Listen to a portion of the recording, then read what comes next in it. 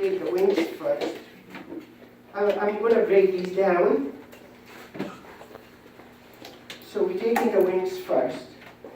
We're going to be usually using the chicken breast, bone in, or we call it commercially airline breast.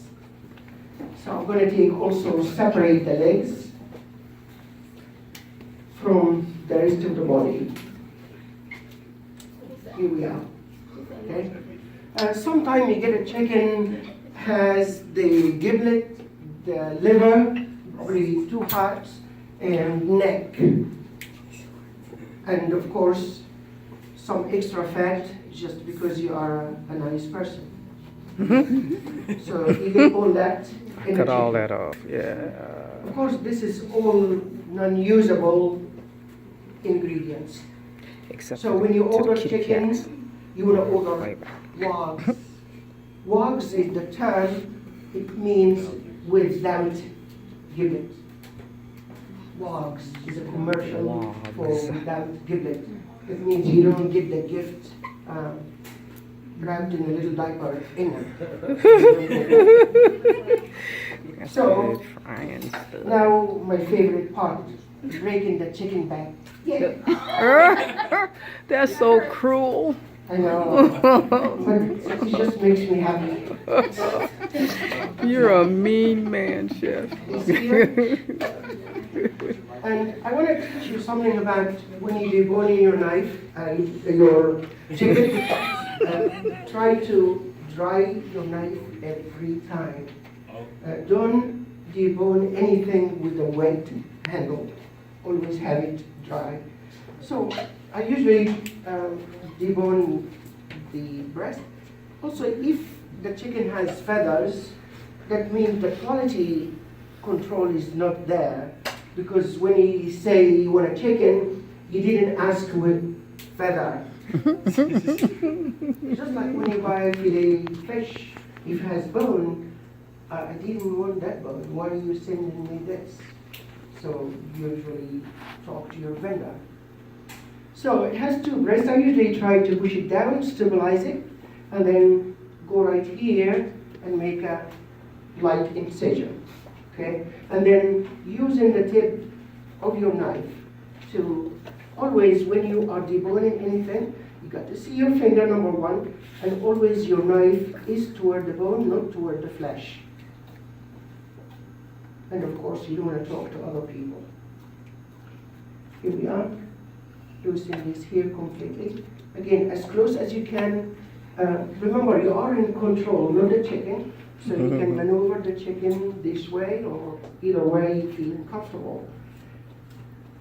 Here, and then we separate them as such. There is a wishbone right here. Sometimes, if it breaks, sometimes it nick you. So most of the chefs, when you debone, you just want to go over it, even if you lose a little bit of meat underneath it. So this is one side here. And then again make another incision right here. Always your knife toward the bone, using the tip to make a stroke. And again the wishbone right here.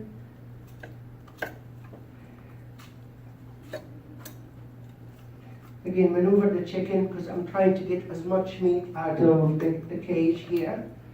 And again separate them. Here we are. That's what you use for your stocks. So backs and necks is good parts to make stocks. So on the chicken breast, sometimes if it's large, this has the tenders. So you can take the tender out and you can use it for something else. Then this you still can serve it. Try to keep the skin, if it calls for the skin, to be covering the flesh because it keeps it from drying out. On the tender, you have that little tendons, which is almost like a piece of plastic. Have you guys tried those before? I mean, is it chewy? No. Is it awful? I take it out. You never try them? No. You never take them out? I take them out. You take them out. Yeah, it's awful. So I usually peel them So you peel, Yeah. I mean, who wanted to chew on this? Yum, yum. Oh, I'm sorry. No, Andrew, oh, no. Sorry, okay. Oh my gosh. Oh man. Now we're going to French it. I usually go around here and just cut around the wing, right here, okay, till you feel there is the bone there, okay? And then I usually use a towel because it becomes at some point a little bit slippery, and I pull them out. So you take in, when we say Frenching, that means you are cleaning that wing from the meat. So Frenching. You still can use this part, so you don't want to waste them. So Frenching. In the past, we used to go here and trim them like this here. But sometimes there is bone chip will go here, and then it's not good when you bite on it. So it's better just to leave them in. Okay. So that's Frenching. Do you guys want me to do that one too? Yeah. Mhm. So again, dry in my hand. Keep always your knife dry. Taking the tender. You don't want to give them, because you have it, you say, oh, I just give it. Well, it's too much. Remember, you're buying this per weight. That means everything here costs you. Again, going around here. Around, and loosen them up practice so from the much. bone. I'm not gonna use the towel so you can see what the heck I'm doing. Here. So we pull in this completely out. Again, because it's slippery, I can just use my knife to take that part. And that's how you French it. But it's a good idea to just use the towel, peel it off. Okay. Now, if I'm trying to cook the chicken in a matter of about 10 to 12 minutes, all this connective tissue that you see under the wing here, it's a good idea that I can break it down slightly by making just a simple incision.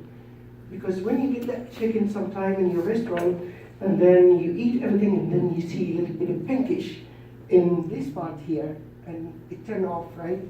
So it's a good idea that you can expose them. So when you expose them to the heat, they are not going to be pink anymore.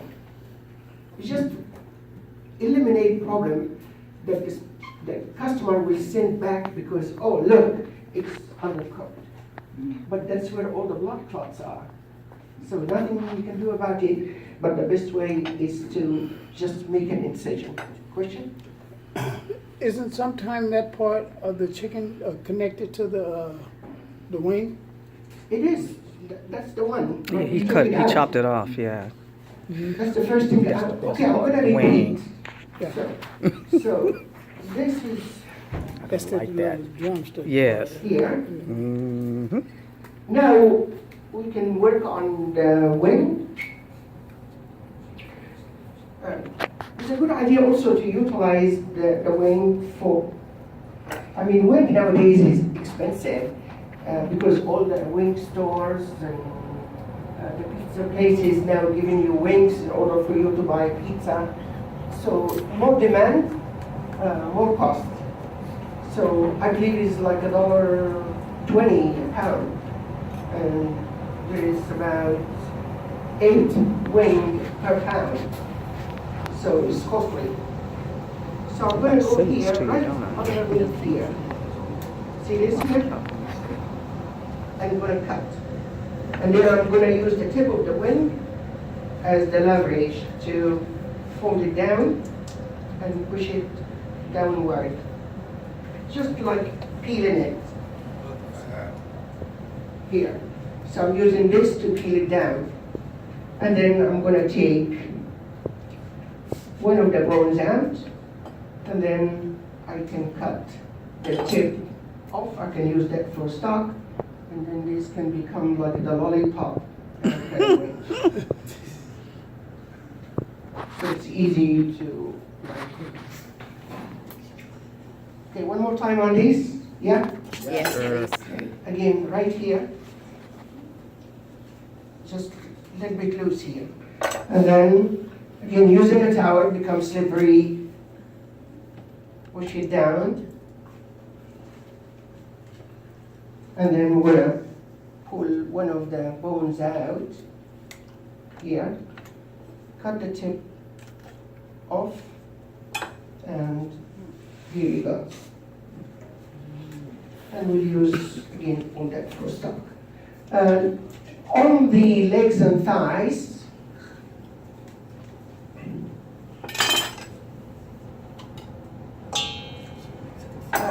there is the hip right here, and the hip socket is right here. See where I stick my thumb? Mm-hmm. And this piece here, what we call the oyster, and it's about, okay, an ounce or ounce and a half of meat. Still, you need to get that out. You just don't want to leave him there.